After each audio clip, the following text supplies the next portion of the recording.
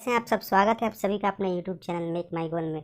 दोस्तों, कहा जाता है कि देर है दुरुस्त है। बहुत दिनों से मैंने वीडियो नहीं बनाई थी, लेकिन चलिए अब मैं आ गया हूँ और मैं अपना वादा पूरा करूँगा। तो आज का पाठ है पाठ 24, चिड़ियाघर की सैर। तो इस पाठ की मुख्य बातें क्या हैं उस पर ज़रा गौर कर लेते हैं। तो इस पाठ में पशु पक्षियों के अलावे राष्ट्रीय महत्व की कुछ वस्तुओं की चर्चा है, जिनकी जानकारी सभी भारतीयों के लिए आवश्यक है। तो चलिए पाठ को शुरू करते हैं। आज मध्य विद्यालय नगदेवा के बच्चे चिड़ियाघर घूमने जा रहे हैं। रेलगाड़ी द्वारा वे जमुई से पटना पहुँचे, फिर टेम्पू पर बैठकर चिड़ियाघर पहुँचे। वहाँ काफ़ी भीड़ थी। उनके साथ आई शिक्षिका दीदी ने टिकट ली और वे सभी अंदर गए। यानी चिड़ियाघर जाने के लिए अंदर आपको टिकट लेनी पड़ती है। आगे पढ़ते हैं। वहाँ पर हरे भरे वृक्षों के बीच भिन्न भिन्न प्रकार के पशु पक्षी थे, जैसे सांप, बंदर, शेर, भालू, बाघ, घड़ियाल, मगरमच्छ, गेंडा आदि। पक्षियों के पिंजरे के पास तो मज़ा ही आ गया।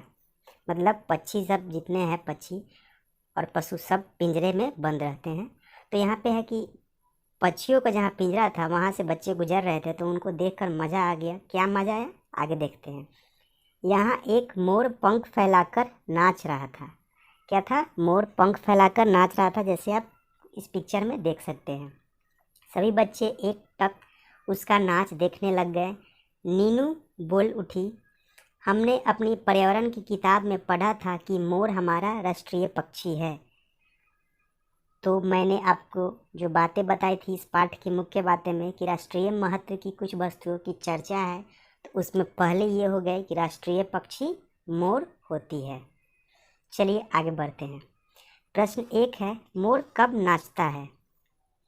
तो इसका उत्तर होगा, वैसे मोर यदि नाचना चाहे तो कभी भी नाच सकता है, लेकिन बादल छाने और वर्षा होते समय खास तौर पर नाचता है। प्रश्न 2 है, मोर के पंखों में कौन कौन से रंग होते हैं? तो मोर के पंखों में इंद्रधनुष के 7 रंग होते हैं। तीसरा है, क्या मोर ऊंचा उड़ सकता है? तो नहीं, मोर ऊंचा नहीं उड़ सकता, क्योंकि वो वजन में भारी होता है, तो ऊंचा नहीं उड़ सकता। मोर क्या क्या खाता है?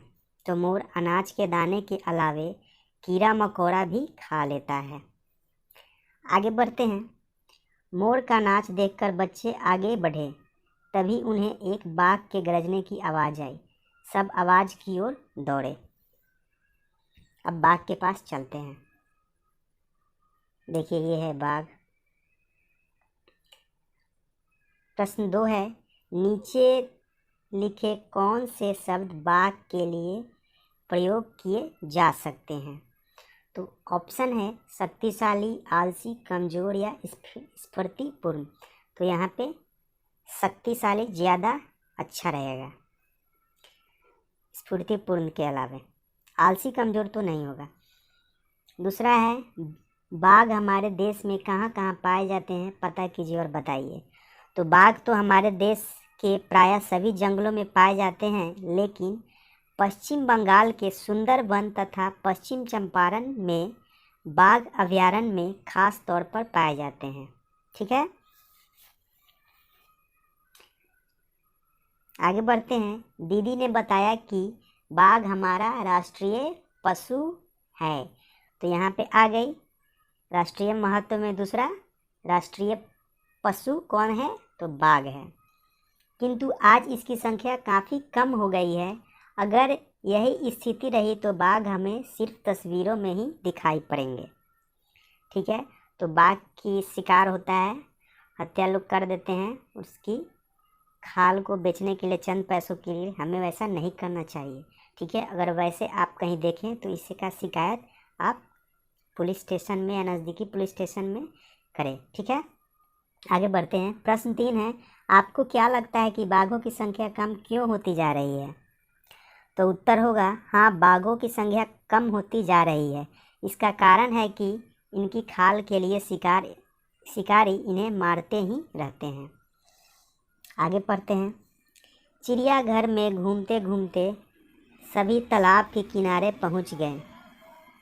वहाँ लोग नाव की सैर का मज़ा ले रहे थे। राहुल बोला, उधर देखो कितने सुंदर कमल के फूल खिले हैं। दीदी बोली, जब हम पावापुरी घूमने गए थे तो वहाँ मैंने आप सबको कमल के बारे में बताया था। तो चिड़ियाघर में बच्चे क्या है, नदी के में नाव पे सैर कर रहे हैं। तो वहीं पे कमल की बात हुई, तो कमल के बारे में तो दीदी जी बोल रही कि हम लोग कहाँ गए थे, पावापुरी। पावापुरी में एक जल में मंदिर बना हुआ है, जल मंदिर जिसे कहते हैं। तो वहाँ पे कमल के फूल बहुत सारे हैं, तो उसी के बारे में बात की जा रही है। नालंदा से पहले पड़ता है ये, ठीक है। आगे बढ़ते हैं। अब आप बताइए, प्रश्न आ गया। पहला प्रश्न है, हमारे राष्ट्रीय फूल का क्या नाम है? तो राष्ट्रीय फूल का नाम कमल है। तो यहाँ पे तीसरी आ गई राष्ट्रीय महत्व की बातें में। राष्ट्रीय फूल कौन सा हो गया? कमल, ठीक है। चलिए आगे बढ़ते हैं। पहले कौन थी? राष्ट्रीय पक्षी मोर, राष्ट्रीय पशु बाघ, राष्ट्रीय फूल कमल। चलिए आगे पढ़ते हैं। यह किस रंग का होता है? तो यह लाल रंग का होता है। इसके फूल और पत्तों का क्या उपयोग है? इसके फूल लक्ष्मी की पूजा के काम आते हैं, तो पत्तों भोजन के पात्र के रूप में उपयोग किया जाता है। चलिए आगे पढ़ते हैं। बच्चे घूमते घूमते थक चुके थे, वे सब आराम करने लगे। हाँ, हम लोग भी जैसे कि वहाँ चिड़ियाघर घूमे, फिर पशु पक्षियों को देखे, पशु पक्षी को देखे, फिर नदी के किनारे गए, तो घूमते घूमते थक गए ही होंगे। चलिए आगे पढ़ते हैं। बच्चे वे सब आराम करने लगे, तभी वन विभाग द्वारा चलाए गए सूचना पट पर काजल की नज़र पड़ी। उसमें ऊपर में बीचों बीच 3 मुंह वाले शेर की आकृति बनी हुई थी, जैसे ये आप देख सकते हैं सत्यमेव जयते का। उसकी ओर इशारा करते हुए काजल बोली, दीदी यह क्या है? दीदी ने बताया कि यह चित्र हमारा राष्ट्रीय चिन्ह है। यह कई सरकारी कागजों और सरकारी स्थानों पर पाया जाता है। आपने नोट में भी देखे होंगे, 10 रुपये का नोट से शुरू होते हैं, सभी नोट में ये पाए जाते हैं। यह सारनाथ में राजा अशोक द्वारा बनाए गए एक स्तंभ से लिया गया है। चित्र में हमें 3 शेर दिखाई दे रहे हैं। वास्तव में इस चित्र में 4 शेर है। एक पीछे की ओर है। बच्चों, इसके नीचे लिखा है सत्यमेव जयते, जिसका अर्थ है सत्य की हमेशा विजय होती है। तो चौथा प्रश्न है, चलिए इसे देखते हैं। इस चित्र को आपने कहाँ कहाँ देखा है? तो उत्तर होगा स्टाम्प पर, सरकारी कागजों पर, आयकर के मोहर पर, अपनी पाठ्य पुस्तकों पर, मंत्री के लेटर पैड पर, करेंसी नोटों के वाटर मार्क पर, ठीक है। आगे पढ़ते हैं। राष्ट्रीय चिन्ह के नीचे एक पट्टी है, इसे ध्यान से देखिए और बताइए उस पर क्या क्या बना है। तो राष्ट्रीय चिन्ह के नीचे पट्टी पर अगल बगल सांड और घोड़े की आकृति है, बीच में सत्यमेव जयते लिखा है, ठीक है। 3 बजने वाले थे। बच्चों ने वहाँ के जलपान गृह में समोसा खाया और पानी पिया। किसी की जाने की इच्छा तो नहीं हो रही थी, लेकिन रेलगाड़ी का समय हो रहा था। सभी बस में बैठकर स्टेशन की ओर चल दिए। रास्ते में आस्था की नज़र एक भवन पर फहरा रहे तिरंगे झंडे पर पड़ी। वह बोली, दीदी यह कौन सा भवन है? यहाँ पर झंडे क्यों फहराया जा रहा है? आज ना तो 15 अगस्त है और ना ही 26 जनवरी। तो दीदी बोली, यह भवन सचिवालय है।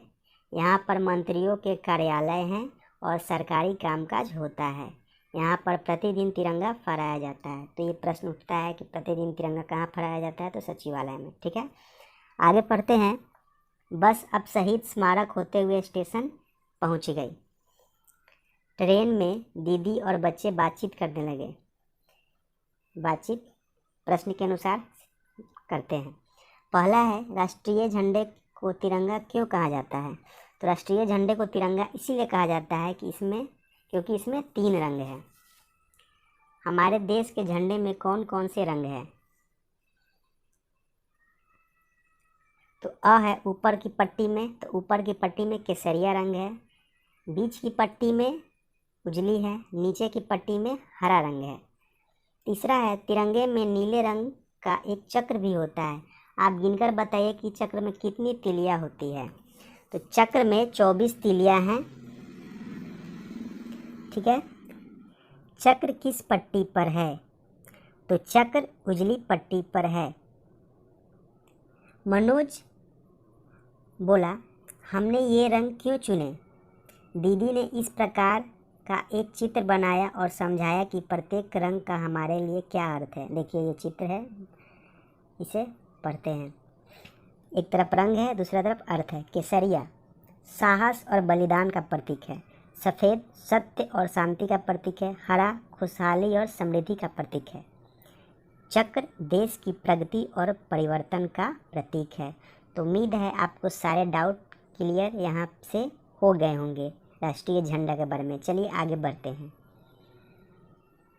अपने स्कूल और आसपास देखकर बताइए आपको भारत का झंडा या उसका चित्र कहाँ कहाँ देखने को मिल रहा है। तो भारत के झंडे का चित्र हमारी पाठ्यपुस्तक के पृष्ठ 130 पर है। जोड़ा झंडा हमारे प्रधानाध्यापक के टेबल पर है। अगला प्रश्न है, आपके स्कूल में झंडा कब कब फहराया जाता है? हमारे स्कूल में झंडा 15 अगस्त तथा 26 जनवरी को फहराया जाता है। तभी आशा बोल पड़ी। प्रश्न 7 है, तभी आशा बोल पड़ी तो क्या राष्ट्रीय झंडा फहराने के कुछ नियम है? सभी बच्चे आपस में इन नियमों के बारे में बात करने लगे। आप भी अपने साथियों और शिक्षकों के साथ चर्चा कीजिए और लिखिए। तो राष्ट्रीय झंडा फहराने का नियम है कि कोई प्रमुख व्यक्ति झंडा फहराता है, मतलब एक व्यक्ति, उसके बाद सभी खड़े होकर राष्ट्रगान गाते हैं। गाना समाप्त होने के बाद जय हिंद का नारा लगाते हैं। ठीक है, आगे पढ़ते हैं। दीदी ने बच्चों से पूछा कि हम राष्ट्रीय झंडा फहराते समय क्या क्या करते हैं। बच्चे ने बताया राष्ट्रगान और राष्ट्रगीत गाते हैं।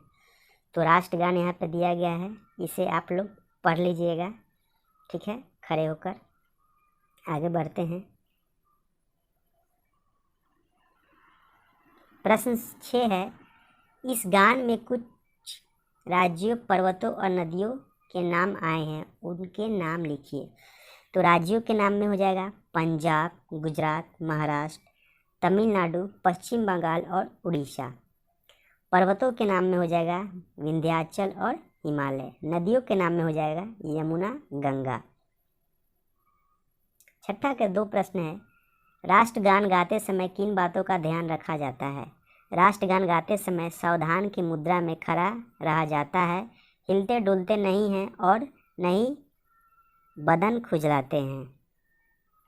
तो यहाँ राष्ट्रगीत भी दिया हुआ है, वंदे मातरम, इसे भी आप लोग पढ़ लीजिएगा, स्क्रीनशॉट ले लीजिएगा, याद नहीं होगा तो। आगे बढ़ते हैं। वंदे मातरम गीत किसने लिखा था? तो बंकिम चंद्र चटर्जी द्वारा लिखा गया था।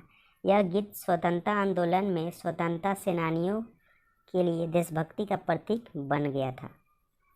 प्रश्न 7 है, इसके अलावा भी हमारे कुछ अन्य प्रतीक हैं, उनके नाम पता कीजिए। तो राष्ट्रीय खेल हॉकी, राष्ट्रीय नदी गंगा, राष्ट्रीय जल जीव डॉल्फिन।